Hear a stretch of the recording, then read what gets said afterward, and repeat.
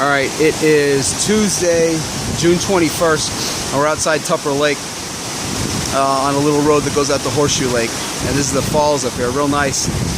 And the river comes down and gets split by this island and comes down both sides into the rapids. And then they converge here, come down, and then they go underneath the bridge we're standing on down here. And then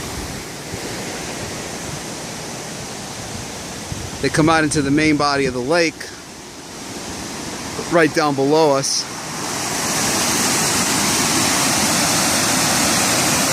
And right out there in the lake. We were fishing over on that side, caught a couple small ones. And you can see the nice houses on the shoreline over there. The boat houses and everything.